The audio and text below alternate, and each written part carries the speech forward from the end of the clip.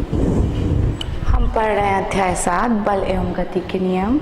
इस अध्याय में हमने पढ़ा न्यूटन के गति के तीनों नियमों के बारे में, और हमने पढ़ा जड़त्व के बारे में, और हमने पढ़ा संवेग संरक्षण का सिद्धांत, और हमने पढ़ा रॉकेट नोदन। आज हम पढ़ने वाले हैं बलों के योग का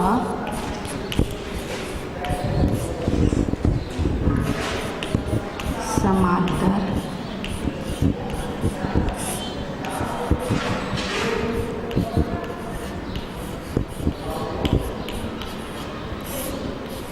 नियम। आप पहले भी इसको सदिश वाले अध्याय में पढ़ चुके हैं कि बलों के योग के कौन से नियम होते हैं। इस अध्याय में हम फिर से पढ़ेंगे क्योंकि इस अध्याय में हम पूरे बलों के बारे में पढ़ रहे हैं। चित्र बना दूं मैं।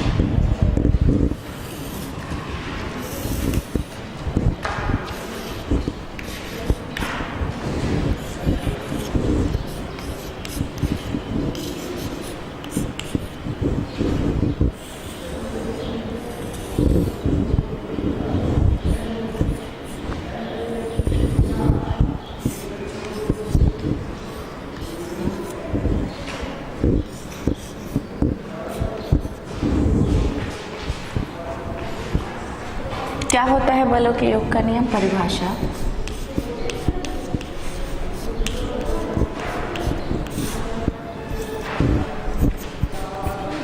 यदि दो बल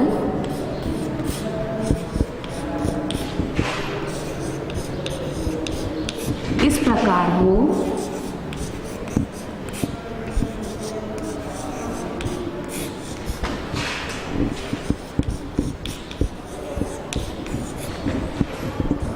किसी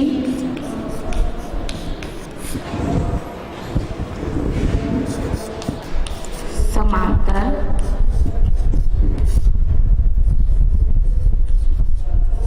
चतुर्भुज की आसन्न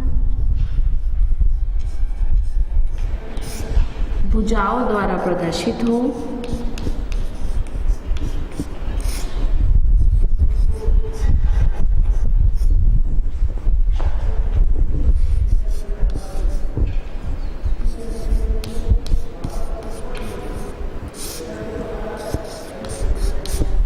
तो उनका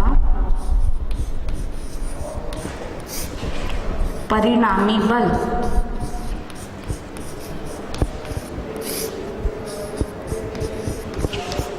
उस विकर्ण द्वारा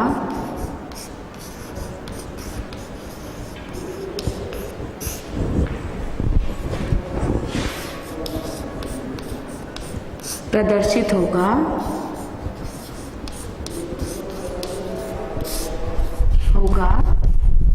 जो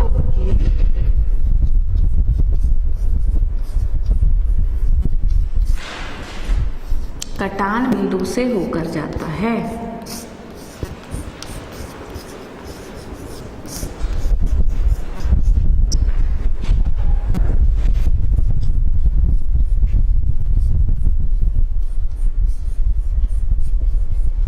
ये होता है समांतर चतुर्भुज का नियम।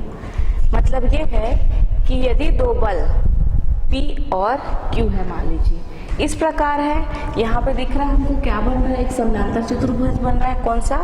OARB। इसकी दो आसन्न भुजाएं, आसन्न भुजाएं मतलब जो भुजाएं जुड़ी हुई होती है एक बिंदु से, उनको हम कहते हैं आसन्न भुजाएं। तो यदि दो बल इस प्रकार से है कि ये दो आसन्न भुजाएं अगर उनको प्रदर्शित कर रहे हैं तो उनका जो परिणामी होगा वो इस विकर्ण द्वारा प्रदर्शित होगा, जो कहाँ से जाता है? इस कटान बिंदु से होकर जाता है। क्योंकि सदिश राशि है तो सभी के ऊपर हमने तीर का निशान लगा दिया। अगर इसको चिन्ह के रूप में लिखें तो R, दोनों बल B और Q का जो परिणामी है वो होगा P प्लस Q। यही ये नियम है। अब हम इस नियम में परिणामी के लिए समीकरण निकालेंगे और उसकी दिशा ज्ञात करेंगे। मान लीजिए परिणामी है और ये जो है क्षैतिज से कोण बना रहा है अल्फा, ये हम आगे ज्ञात करते हैं।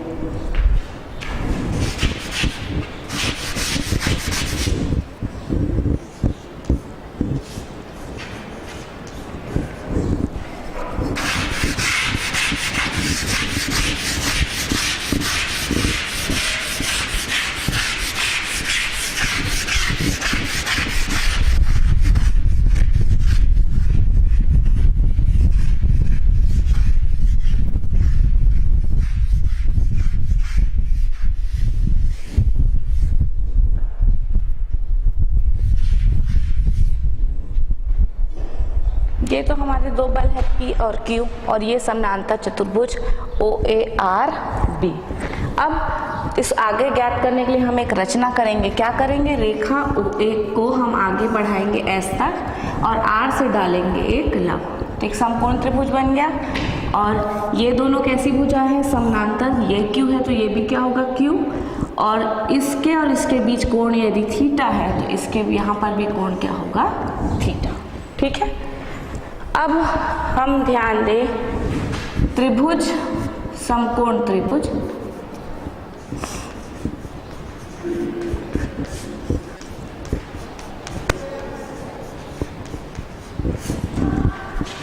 ORS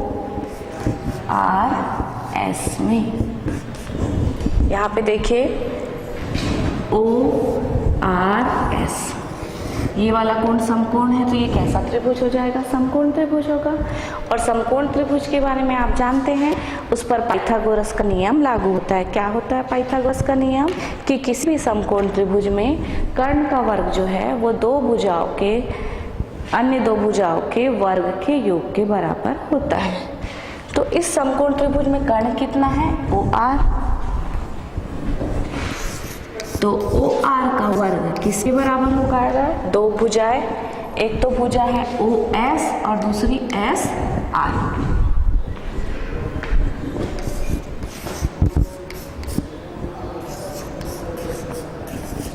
ठीक है। अब OS किससे किससे जुड़कर बनी है? OS देखिए OA प्लस AS, तो इसको हम कैसे लिख सकते हैं? OA प्लस AS का वर्ग धन SR का वर्ग।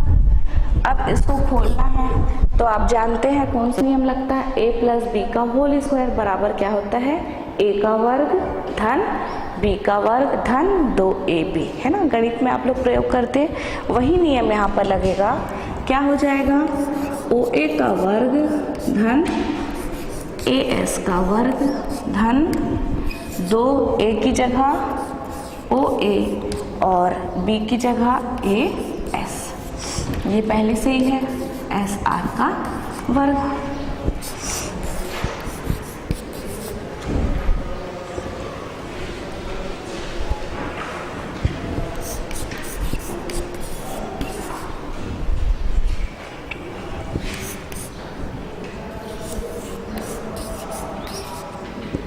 इन दोनों को हम एक साथ लिखेंगे AS धन SR।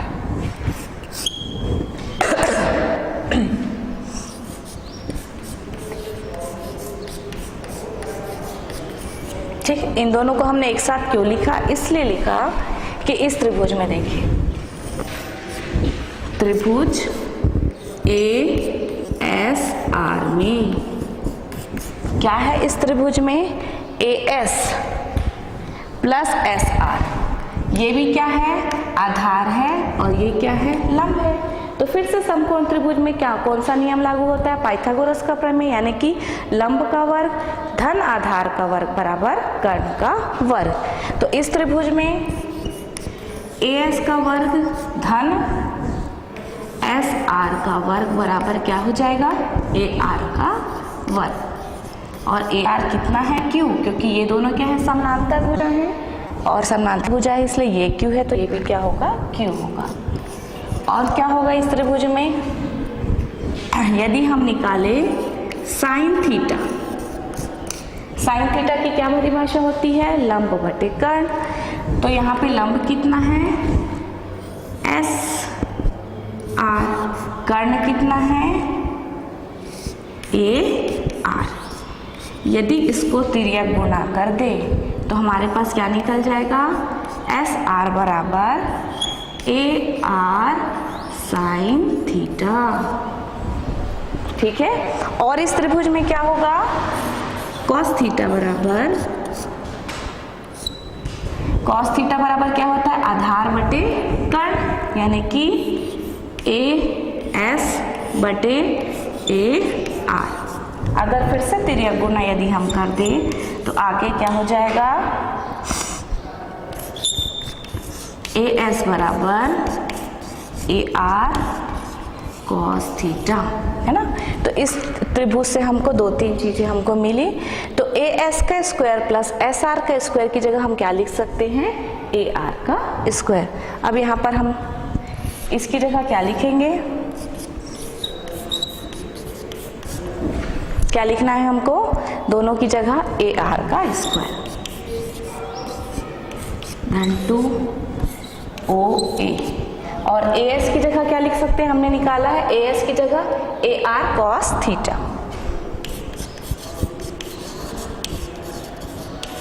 अब हम सबकी वैल्यू रख देते हैं। ओ ए क्या है, देखिए ओ से ए की वैल्यू कितनी है, पी, तो यहाँ पर हम क्या रख देंगे, पी का वर्ग। और ओ आर क्या है, हमारा परिणामी बल, यानी कि आर का वर्ग बराबर क्या निकला, पी का वर्ग। ए आर की वैल्यू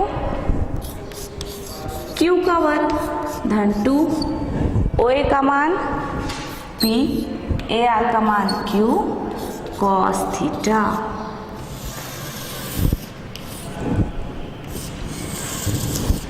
ये क्या निकला, हमारे परिणामी जो बल है आर, उसके लिए समीकरण। एक लाइन अगर यदि हम आगे और लिखते हैं तो आर बराबर हम ले सकते हैं, वर्गमूल ले सकते हैं, वर्गमूल पी का स्क्वायर प्लस क्यू का square plus 2p Q cos theta, equation number 1। इस समीकरण के द्वारा जो हमारा परिणामी निकला है उसको हम ज्ञात कर सकते हैं। अब ये जो परिणामी है वो क्षैतिज से कितना कोण बना रहा है, अल्फा कोण बना रहा है। तो इसका मान कैसे ज्ञात करते हैं, चलिए निकालते हैं।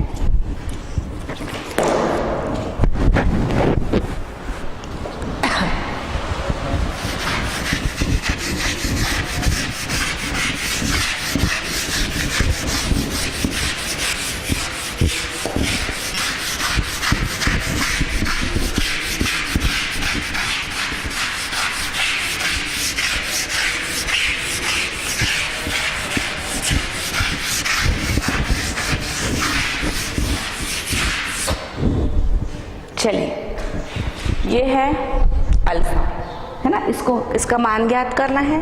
और हमारे पास त्रिभुज क्या है, ओ एस आर, एक समकोण त्रिभुज जिसका कोण कितना है, अल्फा। तो यदि हम इसका tan ले तो tan अल्फा बराबर क्या होता है, लंब बटे आधार। लंब कितना है वहां पर, आर एस, और आधार कितना है, ओ एस। हम जानते हैं tan थीटा बराबर लंब बटे आधार, तो मान रख दिया हमने आर एस और ओ एस।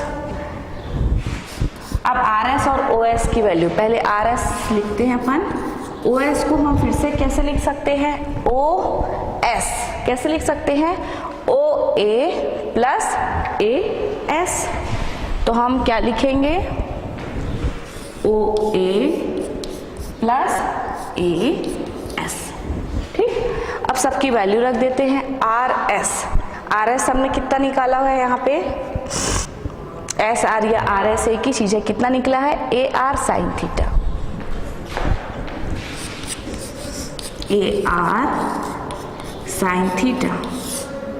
ओ ए की वैल्यू कितनी है, पी, प्लस ए एस की वैल्यू कितनी निकली है, A R cos theta, A R cos theta.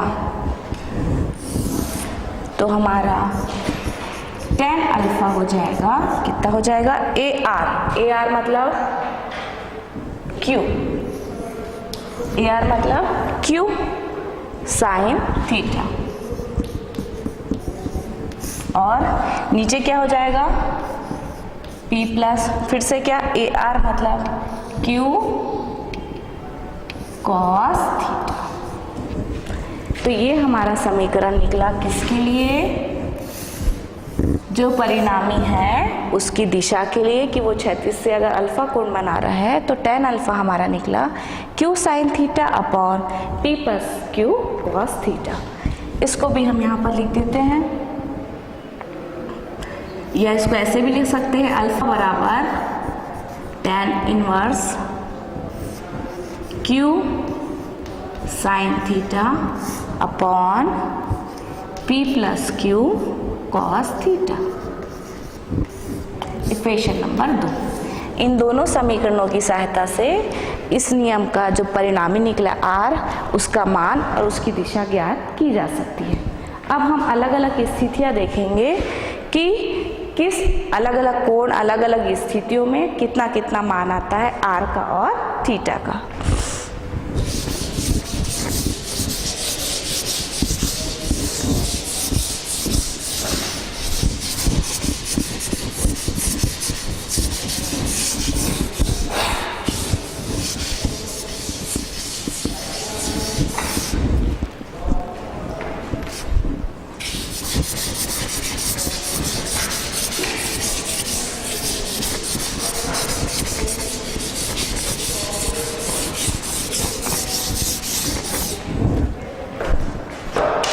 पहली स्थिति हम देखते हैं,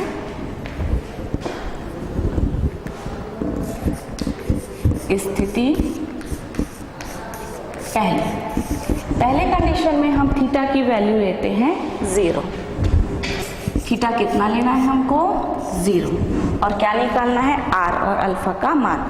थीटा 0 है, इससे क्या पता चल रहा है, ये P है ये Q, ये दोनों के बीच का कोण क्या है थीटा।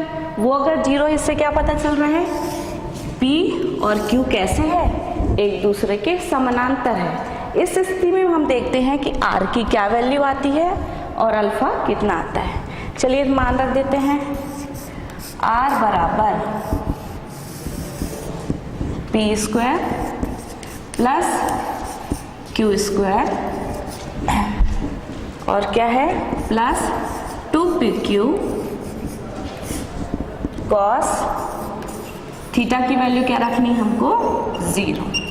ठीक, अब cos 0 का मान कितना होता है, cos 0 का मान होता है 1। इस मान को हम इस समीकरण में रख देंगे।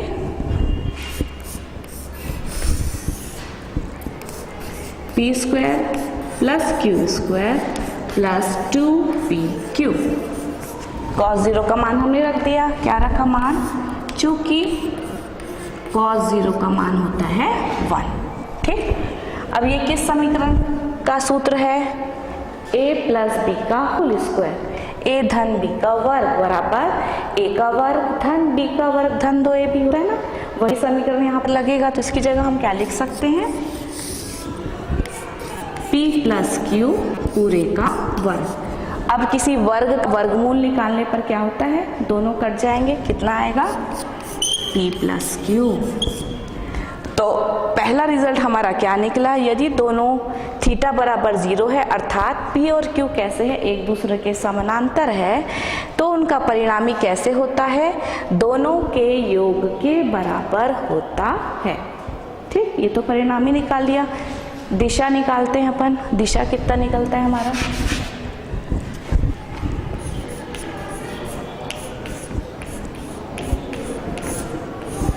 अभी हम स्थिति 1 के बारे में ही अध्ययन कर रहे हैं। हम 4 स्थितियों के बारे में अध्ययन करेंगे। चारों स्थिति में हम R को लेंगे और अल्फा निकालेंगे।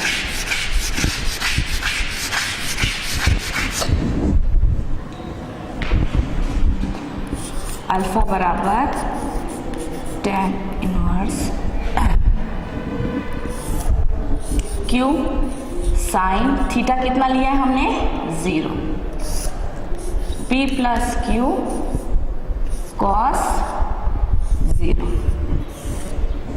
साइन 0 का मान कितना होता है, साइन 0 का मान होता है 0 और cos 0 का मान होता है 1। इन दोनों मानों को यदि हम यहाँ पे रख दें तो ये आ जाएगा tan इनवर्स q इंटू 0 अपान p प्लस q इंटू 1 बराबर tan inverse 0 p plus q। किसी को भी शून्य से गुना करने पर कितना आता है? 0 आता है। और किसी भी राशि के अंश में अगर 0 है तो हर में कुछ भी रहे उसका मान हो जाता है 0। तो ये कितना हो गया? 0 और इसका मान आ गया 0। मतलब जब थीटा की वैल्यू 0 हो तो r कैसा होता है? दोनों अवयवी बलों के योग के बराबर होता है और उसकी दिशा वही होती है जो उसके अवयवी बलों की दिशा होती है। ये हमारा निष्कर्ष निकला। अब हम दूसरी स्थिति देखेंगे जब थीटा का मान हो 90 अंश।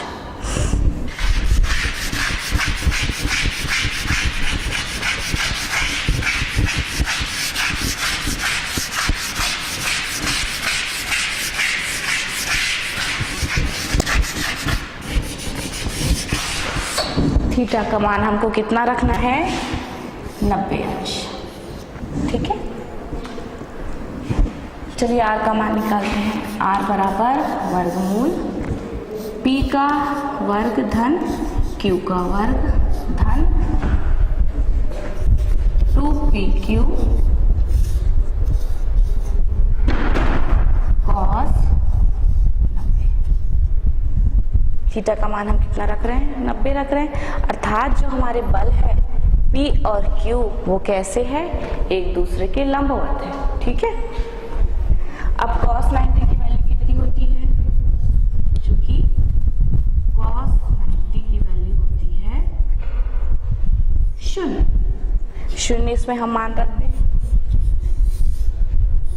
t square plus q square plus 2pq गुना हो जाएगा 0 से, और किसी भी संख्या का 0 से गुना करने पर वही संख्या आती है। तो हमारा r कितना निकला? p square plus q square. तब जब थीटा क्या हो? 90 डिग्री हो।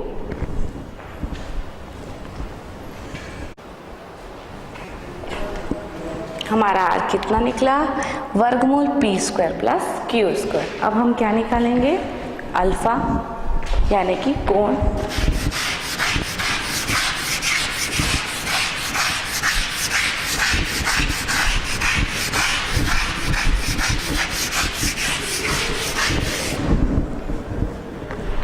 क्या है अल्फा के लिए formula?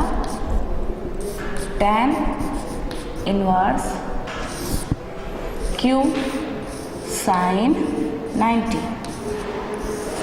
Upon p plus q cos 90। और हम क्या जानते हैं? साइन 90 की वैल्यू होती है 1 और cos 90 की वैल्यू होती है 0। दोनों मान को यदि हम इसमें रख दें तो tan इनवर्स q, इसकी वैल्यू 1 हो गई और नीचे में क्या हो जाएगी? p प्लस q इंटू 0 या tan inverse q upon p। तो ये था हमारे लिए अल्फा का मान कब? जब थीटा की वैल्यू कितनी हो? 90 अंश हो। अब हम तीसरी स्थिति देखेंगे जब थीटा की वैल्यू हो 1।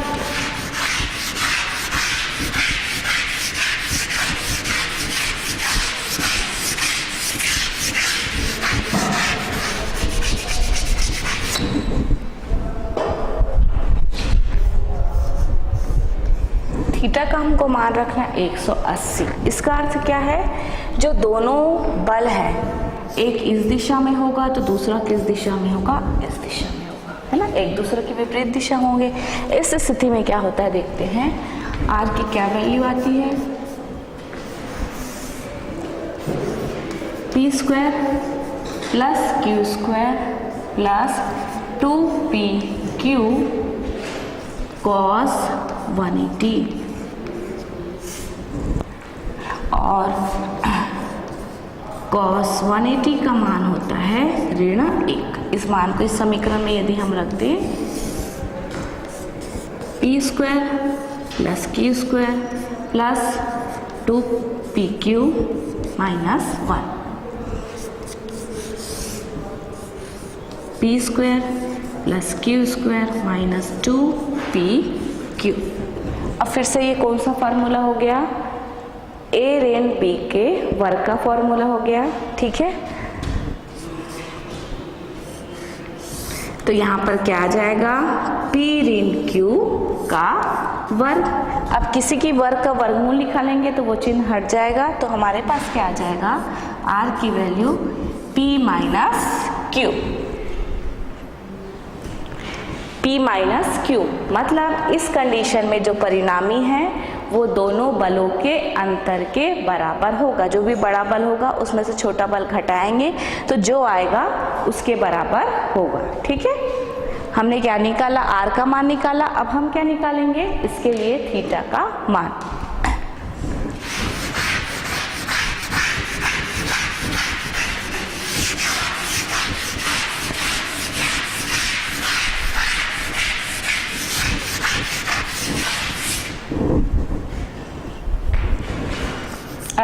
अल्फा बराबर tan inverse q sin 180 upon p + q cos 180 और sin 180 की वैल्यू होती है 0, cos 180 की वैल्यू होती है -1। इन दोनों मानों को हम समीकरण में रखेंगे तो हमारा क्या निकल गया, tan inverse q × 0 upon p + q - 1 या tan इनवर्स 0/p - q या tan इनवर्स 0 यानी कि 0, ठीक है। तो इसमें क्या निकला, हमारा अल्फा का मान कितना निकल गया, 0 निकल गया। तो दोनों सदिशों में से जो बड़ा सदिश होगा उसी दिशा में होगी परिणामी बल की दिशा। अब हम चौथी कंडीशन हल करेंगे।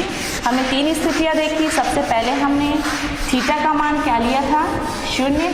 उसके बाद क्या लिया था हमने, थीटा का मान 90 अंश। उसके बाद हमने लिया थीटा का मान 180।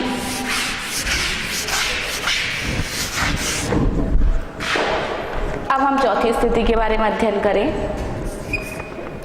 P = Q, तो R की वैल्यू निकालते हैं। चलिए, p² Q का मान भी P है तो फिर से क्या रख देंगे, p² + 2p × p cos theta,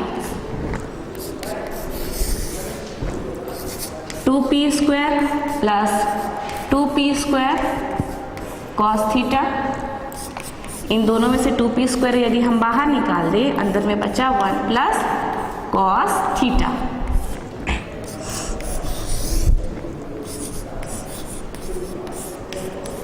अब cos थीटा का मान क्या रख सकते हैं, 2 cos² थीटा अपॉन 2 -1, क्योंकि हम जानते हैं cos 2 थीटा बराबर होता है 2 cos² थीटा -1। तो यहाँ 2 थीटा की जगह क्या है, थीटा है, तो थीटा की जगह हमने क्या रख दिया, थीटा अपॉन 2 रख दिया। 1 कट गया, क्या आ जाएगा, 2 × 2 p² cos² थीटा अपॉन 2। या आगे ले, वर्गमूल के बाहर क्या क्या चले जाएंगे, 2p cos theta upon 2।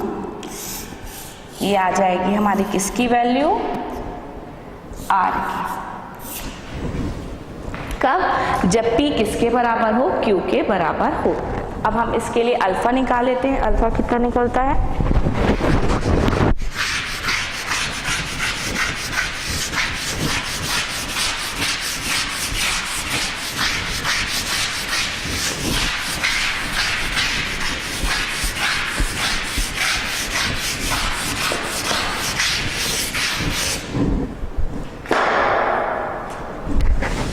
Alpha का क्या फॉर्मूला है हमारे पास? tan इनवर्स Q, Q की जगह हम क्या रखेंगे? Q की जगह हम क्या रखेंगे? P ही रखेंगे, क्योंकि हम P की जगह क्या रखे हैं? Q, P sine Q upon sine theta upon P plus P cos theta. tan inverse P common निकाल दिया हमने, यहाँ पे बचा साइन थीटा, यहाँ से भी P कॉमन निकाल दिया, क्या बचा? 1 plus cos theta. P cancel हो गया, तो हमारे पास क्या आया? tan इनवर्स साइन थीटा की जगह हम लिख सकते हैं 2 sign theta upon 2 cos theta upon 2, क्योंकि हमारे पास फॉर्मूला है साइन 2 थीटा बराबर होता है 2 साइन थीटा कॉस थीटा, और कॉस 2 थीटा बराबर होता है 2 कॉस स्क्वायर थीटा माइनस 1। ठीक है, ये दोनों फॉर्मूले को यहाँ पे हमने यूज करेंगे। अंदर में 1 plus 2 cos square theta upon 2 minus 1 cancel हो गया, तो हमारा आया अल्फा बराबर 2 sign theta upon 2 cos theta upon 2 upon 2 cos square theta upon 2 cancel हो गया, एक कॉस इसकी घात से कैंसिल हो गया, तो अल्फा बराबर कितना आया? tan theta upon 2।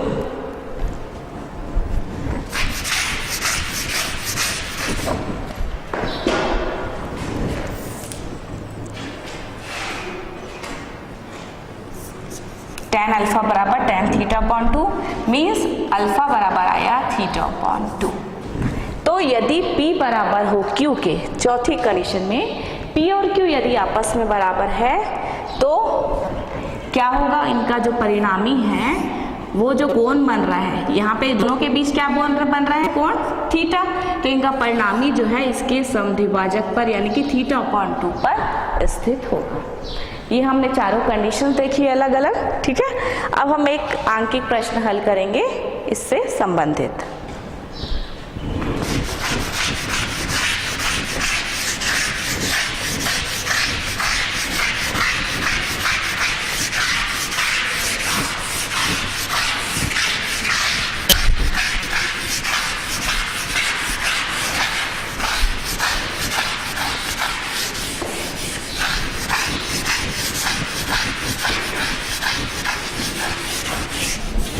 प्रश्न लिख लेते हैं हम।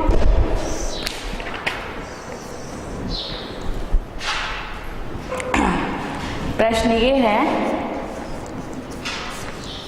दो बल जिनके परिणाम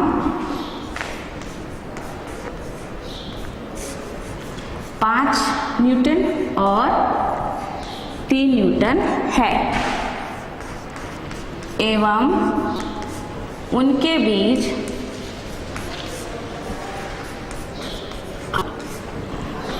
कोण 60 अंश है, तो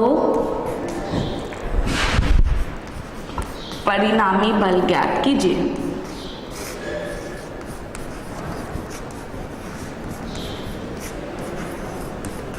ये है हमारा प्रश्न, इसको हमको हल करना है। सबसे पहले हम हल करते हैं तो क्या लिखते हैं, क्या क्या चीजें हमको दी हुई है, हमको क्या क्या चीजें दी हुई है। दिया गया है P का मान मिल गया हमको कितना, 5 न्यूटन, Q का मान मिल गया हमको कितना, 3 न्यूटन, और थीटा कितना मिल गया हमको, 60 अंश। और हमको क्या ज्ञात करना है,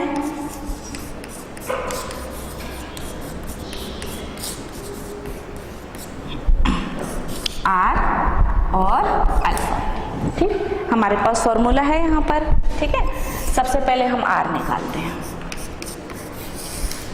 P का वर्ग, P की जगह क्या है 5 न्यूटन, यानी 5 का वर्ग धन Q, 3 का वर्ग धन 2 गुणित P मतलब 5, Q मतलब 3 गुणित cos 60 पचम 25, 3 तिया 9, 5 दूनी 10, 10 तिया 30, cos 60। cos 60 डिग्री का कितना मान होता है? cos 60 डिग्री का मान होता है 1/2। मान रख देते हैं अपन।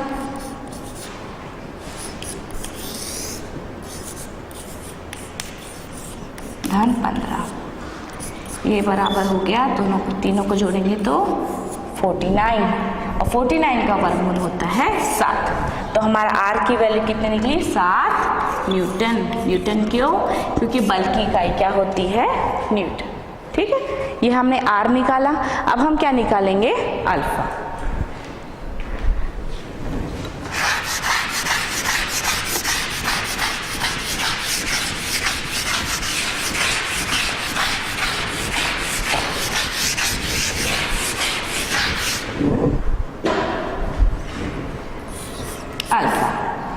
अल्फा की वैल्यू चलिए निकालते हैं। अल्फा बराबर है क्या? tan इनवर्स Q कितना है हमारा?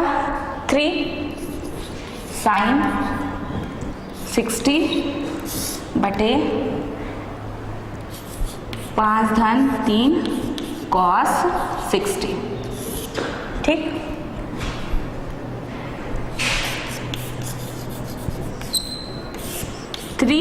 sin 60। sin 60 अंश का मान होता है वर्गमूल 3/2। इसके मान को हम रख देते हैं यहाँ पे, वर्गमूल 3/2। और 5 धन 3 cos 60 का मान होता है 1/2। सबका मान हमने रख दिया। आगे हम निकालते हैं। अल्फा बराबर, ये तो हो गया 3 वर्गमूल 3/2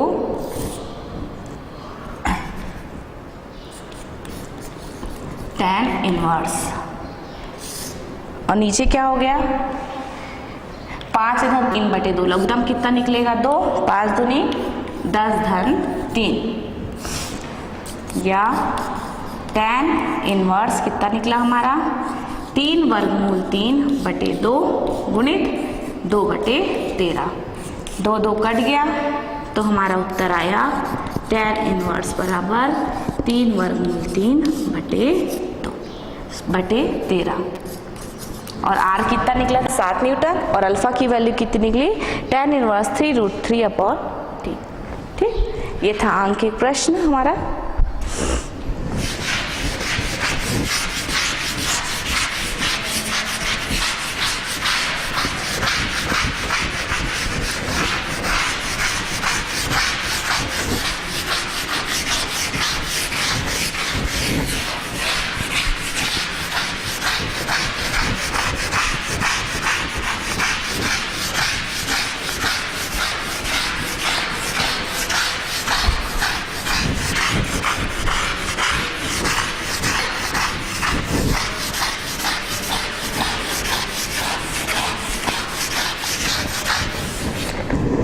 एक छोटा सा प्रश्न आप लोग को और बताना चाहूंगी। कभी कभी पूछा जाता है प्रश्न कि क्या कारण है कि रोलर को धकेलने के बजाय खींचना आसान होता है? क्या पूछा जाता है प्रश्न? रोलर को धकेलने के बजाय खींचना आसान होता है